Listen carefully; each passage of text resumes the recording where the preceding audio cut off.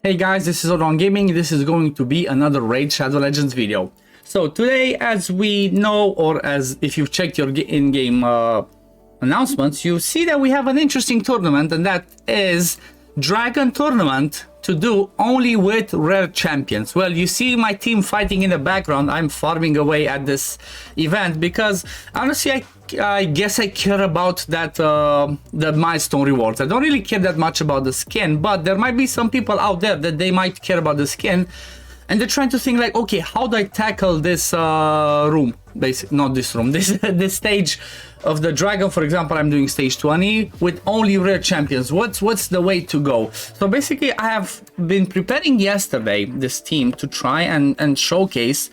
And I've tried some other different stuff because I was hoping that the reward for the milestone, just like the previous two ones that we had, was gonna be, you know, the top one would be a void shard. But unfortunately, Raid was like, you know what, we already gave you void shards, you're fine, you're only gonna get an ancient and an epic book this time. So from my point of view, maybe it's not really worth it to go for it, but at least me, because I already prepared the team yesterday, because I already regeared some champions and wasted silver, I'm like, you know what, might as well just straight up do it. So let me show you let me show you the team that I'm using. As you can see, it's Apothecary, Bellower, Fleshmonger, and Double Cold Heart. Basically, the principle of this team is pretty simple, you know, just boost our meter, increase speed, heal by from Apothecaries, then have Bellower and Fleshmonger. Those two, I have them in a stun set.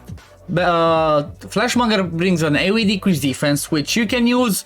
If you don't have him, you can use War Maiden, because everybody has a War Maiden that was farmable. You can use a dagger, so somebody that is rare and brings decreased defense for the sake of speeding up the waves.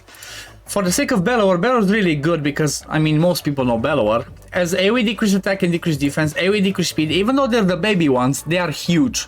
So he has all AoEs on all his skills. Put him in a stance and you're good to go, and then the two Cold Hearts. The only AI that I use for this team is I locked out their Heartseekers because I want them to be ready for when I get to the boss, and then when I get to the boss, I prioritized their Heartseekers. Like, this team is like 99% reliable.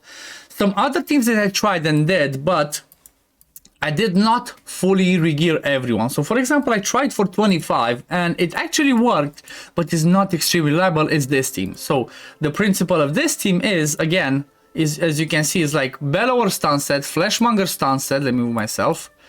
What's her face? Soulbound Warrior stun set, and then I have Frozen Banshee and Apothecary in there. Apothecary, I keep liking to have him because boosting turn meter and speed is extremely helpful so that your champions keep going faster and faster, and you know, they go more times, and by doing that you have a higher chance of stunning and controlling the waves. That's the best way that you can do it on higher levels, because they hit so hard that if you do not control them, basically they can one-shot you. So that's why I was gonna say, yes, okay, this is the team for 25, this is the team for 24. I've tested them a little bit, I've tested them more. Maybe if I just did all the regearing and put my best gears on them, I could do 25 and 24 as well. But it's not really worth it, guys. It's not really worth it to go for 24, 25 just for the sake of it. Even though it's CVC, just farm stage 20. Just take your, you know, take your team with the two Cold Hearts like I have here, and you're good to go. If you feel that your team's not reliable enough, just bring another, you know, there's another rare you can bring in there. Just bring Reliquary Tender, she's a rare reviver, you're good to go. If you don't have Reliquary Tender, there's a rare undead champion as revive. But, you know, most people should have a Reliquary Tender. Like, if we have a look at the options that we would actually have for the sake of this room, you know, Painkeeper is actually really good as well. One turn reset plus the AoE heal depending on her HP, that's pretty good. Felhound maybe is not as good if you have Felhound build as a campaign farmer, because he's a bit slower as a campaign farmer. Renegade, it could be a good shout, but at the same time, what do you reset? You know, it's like there's not much you can reset. Maybe the AoEs from the from the Cold Hearts, I haven't tested it much. Again, what's his name? Ironclad. Ironclad I have built for a specific room, so he's definitely not gonna come in here. He does like one target cleanse and AoE increase attack. He has an interesting passive that every time he heals, if he heals to max, he deals damage from all the excess healing. And basically, I have him built is in a stun set plus immortal for the sake of that. But it's not as useful for the waves, honestly.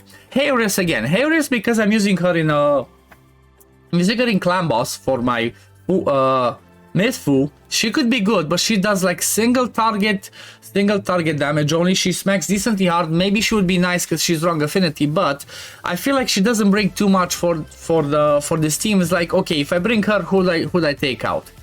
Then okay, Frozen Banshee is good if you're going by the tactic of, you know, killing the waves slowly or keep controlling them and then have Frozen Banshee to deal with the boss. That's what could work. That's what I was gonna do for mine, and that's what it could work. Like for example, maybe I drop one of the cold hearts.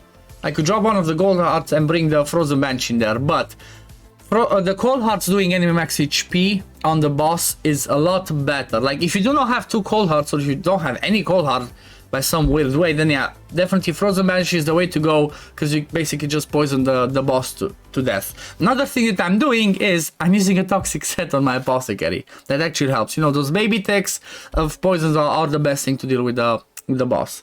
Another thing you can do, obviously, you can bring, instead of another one of the cold hearts, you can bring your starter champion if you still have. Mine is Kael. I don't have War Master on him though. I have no idea why I have Flawless Execution. That's like almost a year and a half ago since I built his mastery, so I'm not gonna take him. Another thing you can do, maybe if you don't have enough reliability, take another one of the cold hearts out and bring another one of the Soulbound Warriors for the AoE ones, and again in a stun set to control them and, you know, make it as reliable as possible. You could even bring a Gnarhorn, because Gnarhorn does an AoE provoke. You know, there's lots of options, honestly. There's lots of options with the rare. When I first saw it pop up, I was like, I'm not sure I will be able to build a team around this. Is it actually gonna work? Is it not? You know. But then I looked at my rares, I'm like, you know what? There's plenty of options. There's plenty of options that can make it work there. Like if you want another, for example, another type of backup, you can use somebody like a what's his face, Master Butcher. Like honestly, I feel like Master Butcher is one of the most underrated champions in the game. Like I'm not sure how many people actually use him. I've been using him for like several months now. I used him 6 months ago because I didn't have double Volgoth, so I used him as instead of a second Volgoth for the sake of Bobble. Now I'm using him in my Hydra team. Now I'm using it in the I use him in the secret rooms. Like he's just insane. Like, you know, he does a 2-turn provoke on the A1 while boosting the crit rate and the attack at the same time. Provoke on the A1 as well. So 2-turn provoke on the A2, 1-turn provoke on the A1. Then he heals you. Does not work against bosses, that's the only sad part, but still, every time he gets damage, he heals everybody else by the exact same damage that he takes, which is like, you know, that's double what Volgoth does. It's just Volgoth works on the boss as well.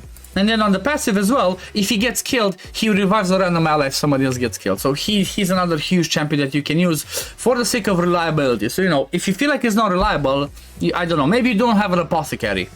Just use Master Butcher and a Reliquary Tender, you know, 2 revivers and some damage. Even if it's slow, if you want to do it, it might still be worth it, you know. And like I said, just doing stage 20 is the best one, because for the sake of tournament points and event points, stage 20 is the best stage to actually find. So let me see. It seems that I'm in the lead, not even caring about the skin.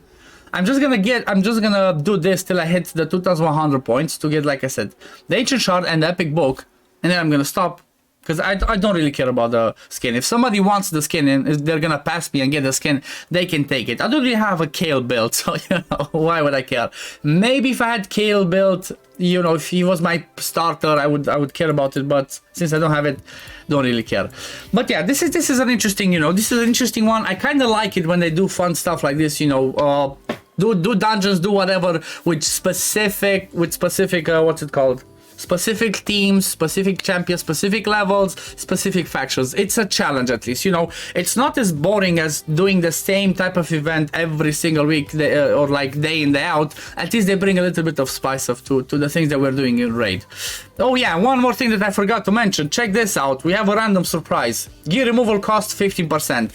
So for 2 days, if you want to regear some of your champions, guys, this is the time. This is the time to start regearing all of your champions and do this. Maybe they did it for the sake of this rares for the event. Maybe just did it randomly. If you were waiting to regear some of your champions, now's the time. If you have the silver, go for it. I wish they would have announced it, but still, it's worth it. Go for it. Take advantage of it. Do all of your regearings, because you're going to save a lot of silver. So this is gonna be it for the video today, guys. Hope you enjoyed it. Hope this was helpful. If you enjoyed my content, please consider subscribing to my channel. It doesn't cost you anything. It helps me a ton. because there's like, I think there's like 80% of you that watch my videos that are not subscribed to my channel, or 70 something, and you know, it would be really helpful and I would definitely appreciate it. But this is gonna be it for the video today. Thank you for watching and I will see you in the next one. Peace, love, take care everyone. Bye guys.